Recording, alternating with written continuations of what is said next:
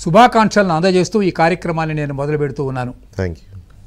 ఈ కార్యక్రమాన్ని ఎక్కడి నుంచి మొదలు పెట్టాలి ఆలోచిస్తే సరిగ్గా ఇప్పుడే 5 నిమిషాల క్రితం వచ్చిన వార్త దగ్గర నుంచే మొదలు పెడదాం. కేసీఆర్ గారి ఇదా? కేసీఆర్ గారి యొక్క నోటి దురుసుతనం వల్ల ఆయన మీద ఎలక్షన్ కమిషను ఆంక్షలు విధించింది అని. అవును.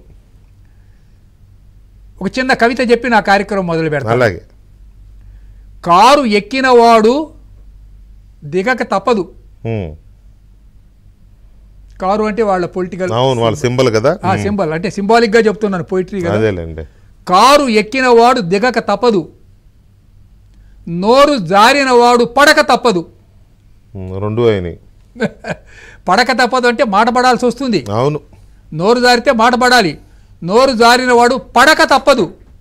అవును. పడ్డాడు అంటే పోయిటరీ కొంచెం కప్పి చెప్తాం పోయిటరీలో. అవును.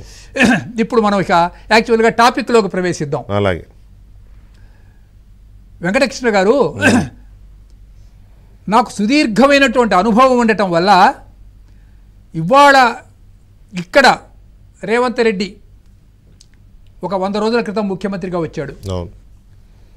అక్కడ 5 ఏళ్లుగా జగన్మోహన్ రెడ్డి గారు ఆయన ముఖ్యమంత్రిగా ఉన్నాడు. వీళ్ళ నాన్నగారు వైఎస్ రాజశేఖర రెడ్డి గారు నాకు సన్మానం చేశాడు హైదరాబాద్లో. అవునా? అంటే